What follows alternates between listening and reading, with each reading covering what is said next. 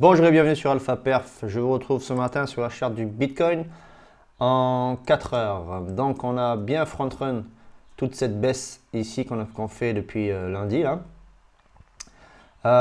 Beaucoup de mal sur cette descente.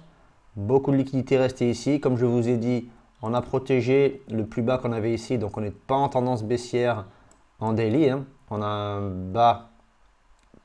bas plus haut que le précédent.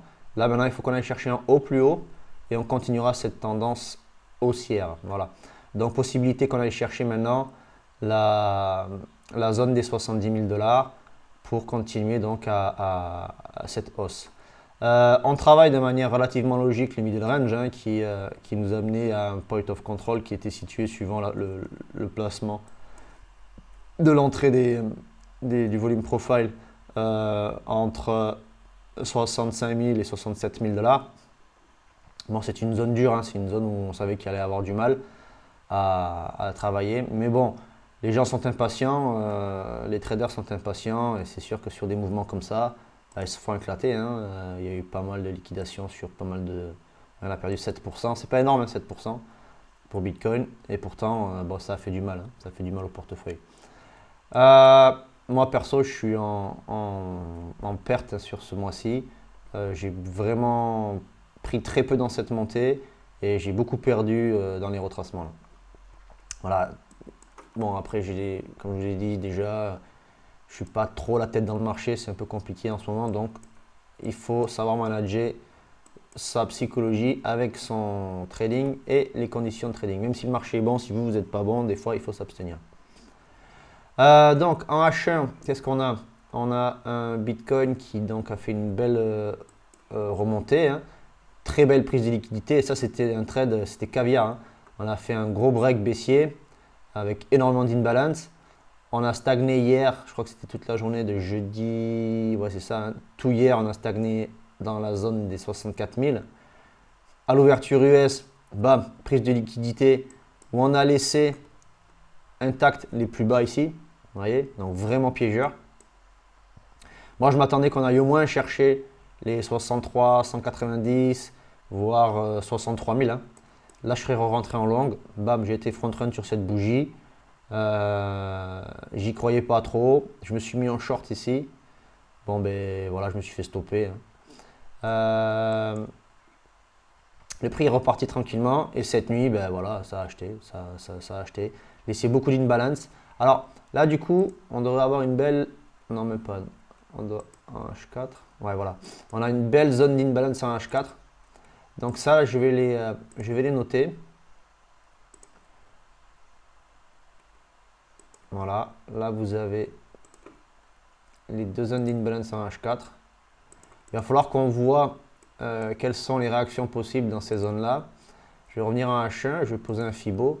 Donc si je pose un Fibo, je pars de 0 jusqu'à 100. Voilà. Donc ça me fait un retracement des 38,2 à 61,8.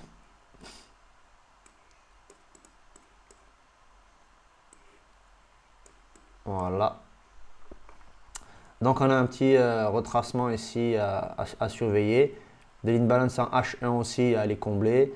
Donc là, bon, il y aurait des trades intéressants. Alors là, perso, il y a une fois de plus un short à pouvoir essayer de rentrer.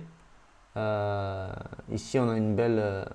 on a pris cette liquidité-là, on a pris cette liquidité-là. Vous voyez, possible qu'on aille chercher celle-là et qu'on vienne se retourner ici.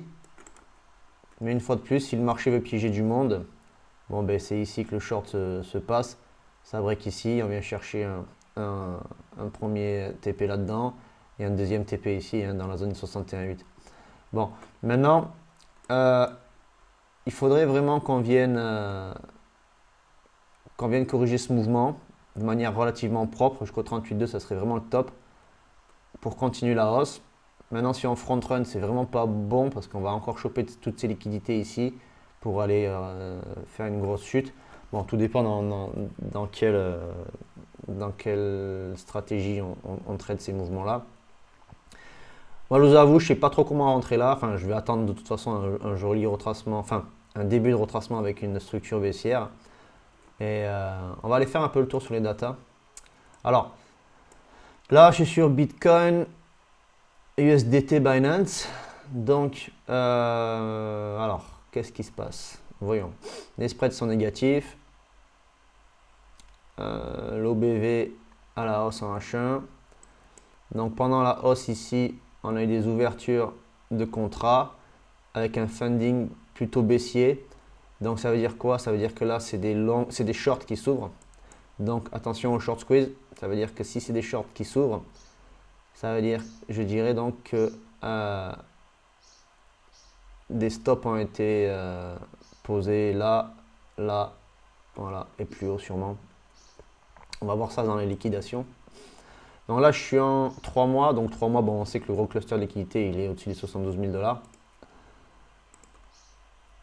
On va voir en court terme ce que nous disent ces data. Voilà, on est parti avec beaucoup de liquidité, en laissant beaucoup de liquidité ici, une belle poche de liquidité ici. J'étais très étonné. Vous voyez, hier, j'étais en attente de cette prise de liquidité pour rentrer. Et voilà, on n'a rien fait, quoi. On a juste pris ça. Tout ça, on l'a laissé intact. Bon, il s'en est certainement rajouté, hein. Enfin, c'est pas certainement, c'est que toute la montée, les gens se sont mis, certains se sont mis à long, il s'est rajouté de la liquidité ici.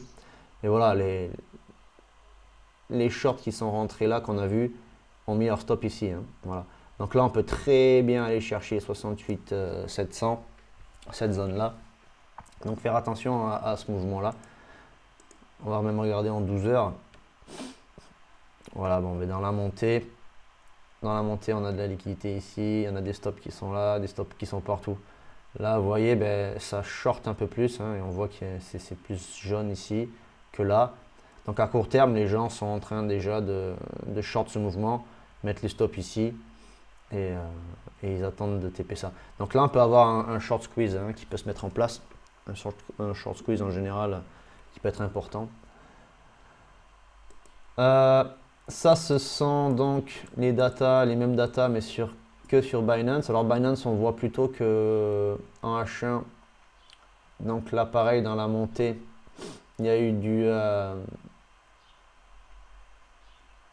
alors, là, ça a ouvert des positions, ça s'est mis à longue.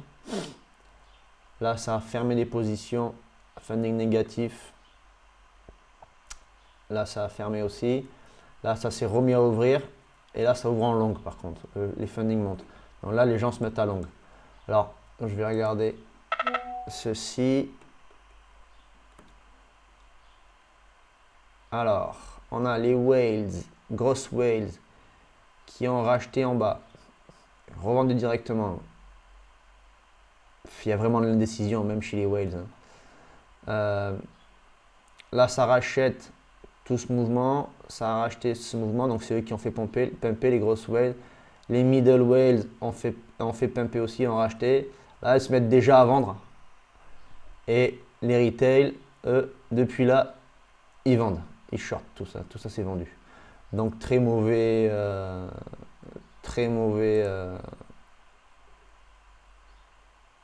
mouvement. Enfin, non, le mouvement est bon pour les instituts. Il est poussé par les institutionnels. Voilà.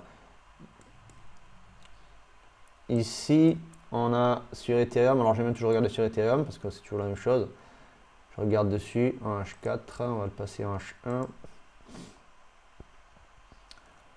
Alors, Ethereum, visiblement, il a beaucoup moins bien rebondi que Bitcoin. Bon, après, il a fait une sacrée chute, hein. Si ça veut bien charger.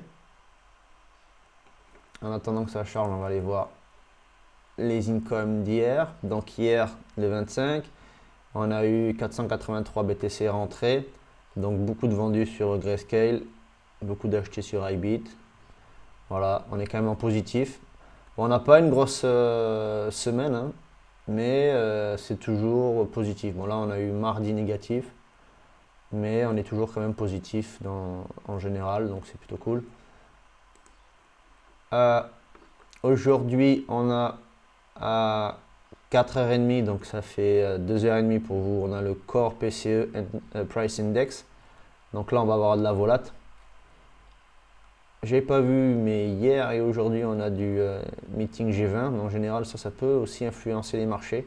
Là, c'est vraiment toutes les devises qui sont touchées. Donc, même si c'est pas un mouvement de grosse volatilité, il suffit qu'il y ait une personne du G20 qui dise quelque chose qui ne plaît pas, les marchés peuvent réagir. Donc, faire attention. Donc, aujourd'hui, on va encore avoir de la volate. Donc, aujourd'hui, ben, qu'est-ce que ça peut annoncer? Ben, ça peut annoncer clairement un piège. C'est-à-dire qu'on peut venir renforcer là, tabasser toute cette imbalance ici, repartir en short ici. Le RSI est en train de se retourner, il est déjà en surachat. Voilà. Donc je vais faire extrêmement attention. Je vous avoue que là, j'ai pas de biais. Je ne sais pas s'il faut que je cherche un long, s'il faut que je cherche un short. Alors, on dit toujours qu'il faut suivre la tendance. Alors effectivement, la tendance, moi, que je suis en général, c'est la tendance daily. La tendance daily est haussière, donc j'irai plutôt dans l'idée de chercher un long. Mais si on a du retracement à prendre, je peux prendre des jolis scalps dans ces petits mouvements. Bon voilà, il faut voir vraiment ce qu'on va faire ici. Moi, je suis plutôt là, je vais plutôt rester sage aujourd'hui et rester sage ce week-end. En plus, ce week-end, il y a un discours de Trump. Alors, ça peut nous amener, les discours de Trump, à aller chercher les 72 avec la Trump mania qu'il y a en ce moment depuis sa tentative d'assassinat. Dès qu'il parle de crypto, ça bouge. Dès que ça reparle un peu des élections américaines, ça bouge. Donc ce week-end, il peut y avoir du retail qui rentre fortement sur BTC et on peut aller chercher ces zones-là. Alors voilà, je ne conseille pas de trader le week-end, mais c'est vrai qu'en ce moment, le week-end, il y a des mouvements qui peuvent être intéressants. Bon, le week-end dernier, on n'a rien eu. On était relativement flat, si je me souviens bien. Le week-end dernier, on a été flat, vous voyez, samedi, dimanche, ça a bougé. Là, c'était le réveil des algos et des trucs des instits pour secouer le marché. Bon, voilà. La semaine s'est passée là. On voit clairement que la semaine était bien pourrie. Et hier, une fois de plus, on a vraiment tout repris, quoi. C'est abusé parce que si on se met dans l'orange ici, hier on a repris 5%, quoi. Enfin, cette nuit, quoi. Cette nuit, on a repris 5%. C'est beau sur une perte de 7% en une semaine. En une nuit, on en reprend 5%. Donc, en fait, qu'est-ce que ça veut dire? Ça veut dire que shorter, c'est bon, on peut faire de très belles pertes, de très beaux shorts. Il faut vraiment être sûr de ses setups. Le gars qui est rentré en long ici, bah, s'il a posé une liquidation, enfin, s'il a un sell qui est bien bas, qui est bien protégé, c'est-à-dire qui ne cherche pas à faire du mouvement intraday, mais qui se protège sur des zones daily, le gars, il prend une baisse toute la semaine et il se retrouve fin de semaine à break-even. Alors, c'est pas une belle opération, mais au moins, c'est pas une opération perdante. Au bout d'un moment, il faut savoir aussi garder ses trades un minimum, même si on veut faire du court terme, pour suivre la tendance et suivre les manipulations de marché. Alors, vous allez me dire, mais ouais, mais on aurait très bien pu d'ici breaker et continuer. Bah, le gars, il se trouve sous l'eau pendant un moment, mais la tendance, elle est tellement haussière en général sur Bitcoin.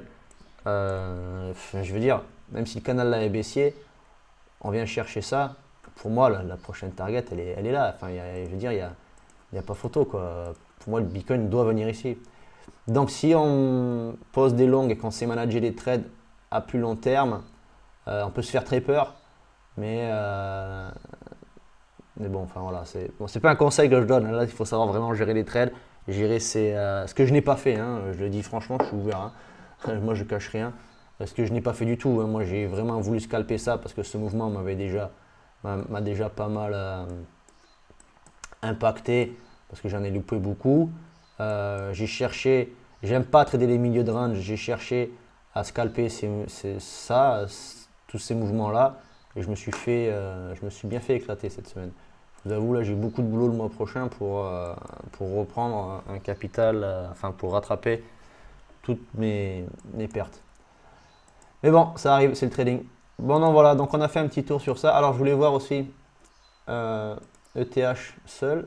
Voilà, ETH seul, lui, a fait donc son pump, son dump. Il a très peu repump par rapport à Bitcoin. Si on compare avec Bitcoin,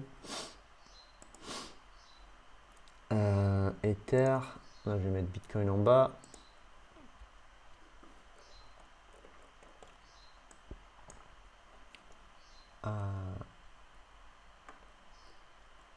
On va regarder la même. Ouais, c'est bon, on est en H1. H1. Non, là on est en daily. Hop, je vais mettre en H1 sur Ether.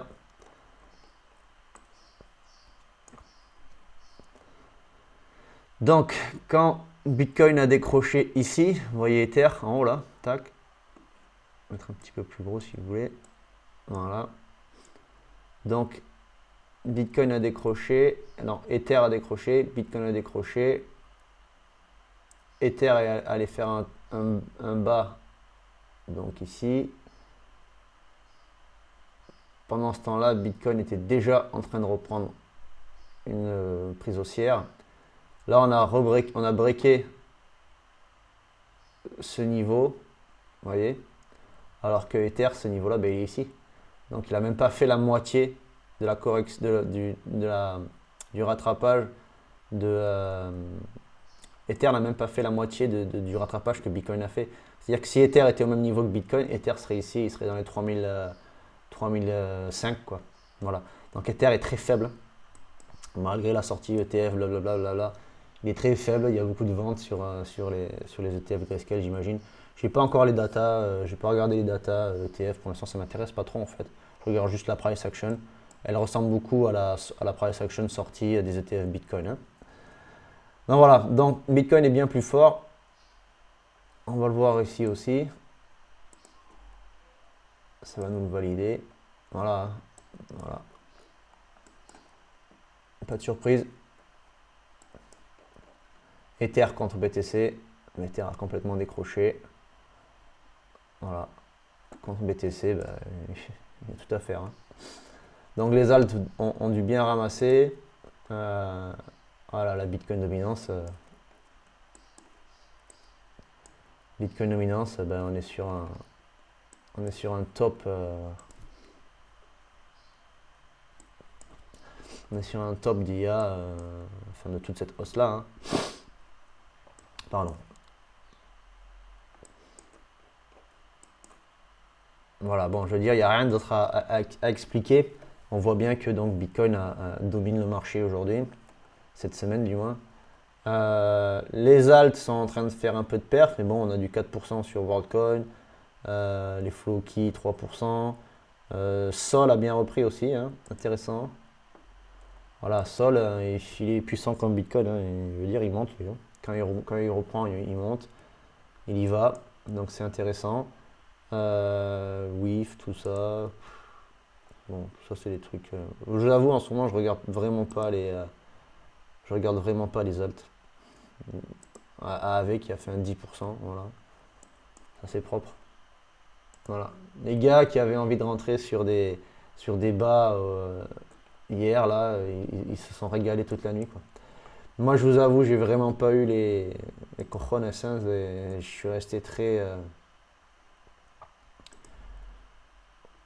Voilà, ça c'est un. Moi, je suis sur STMX, mais c'est un long terme, c'est un trade long terme. Je suis rentré dans cette zone-là. Il a bien corrigé aussi. Amorti repart. Mais bon, là, je vise. Ça sur ce coin-là, je vise une reprise des 0,1. 0,1, enfin non, 0,1,5, voire même plus. Hein. Je vise ça là, pour l'instant. Voilà. Ok, bon, ben rien d'autre à dire. Hein. Suivez vos alts où il y a des petites perfs. Je ne jouerai pas dessus, je vous le dis direct. Moi, je vais rester sur Bitcoin. Et je ne vais pas toucher non plus Ether. XRP, il me fatigue en ce moment aussi. Je ne le regarde plus. Voilà. Donc, ben, j'espère que cette petite analyse vous a plu. Comme vous voyez, ben, les biais sont compliqués à gérer en ce moment. Moi, le premier, j'ai vraiment du mal à savoir si je suis bullish ou bearish. Alors, évidemment, sur du long terme, je suis bullish. Mais sur du court terme, je suis vraiment indécis. Il y a de la perf à faire. Il y a des setups à trouver. Faites attention, Je le répéterai jamais assez, faites attention à votre risque et à votre risk management. Vous pouvez cramer un compte en attendant et en devenant impatient avec des conneries de semaine comme celle-ci. Moi, pour vous dire, hein, j'ai vraiment pris une grosse branlée là. Donc ça arrive, hein. Bon, après j'ai du bac derrière, donc c'est pas. Mais sur mon bac de trading pur futur, oui, j'ai pris une belle branlée. Ça se retravaille, ça se rattrape. C'est pas le but, parce qu'on est censé normalement gagner de l'argent et en perdre de manière contrôlée pour toujours être, on va dire, dans du positif sur du long terme. Aujourd'hui, je le suis, mais c'est pas la fête. Voilà. Et j'ai aucune honte à le dire. Il y a du boulot, il faut rattraper. On s'en fout un peu des prix. Je veux dire, même si demain on va acheter un bitcoin à 75 000 $, si c'est pour le revendre à 90, le trade est là, quoi. Voilà, là on a loupé, enfin moi j'ai loupé un mouvement de 5%. Je peux en prendre un de 6, hein, voilà, de 5 de plus. Voilà. Donc, ou shorter ça et aller chercher plus bas, on verra. Donc on attend les setups, on suit bien son risk management et on suit bien surtout sa psychologie sur les entrées qu'on s'est décidé et ainsi de suite. Voilà, allez, ben, si vous avez apprécié la vidéo, je vous remercie de mettre un like, laissez un commentaire. Je sais que pas mal de monde est en vacances. Si jamais vous regardez quand même les vidéos, c'est sympathique de montrer un peu d'intérêt. Allez, mais sinon je vous dis be safe and follow.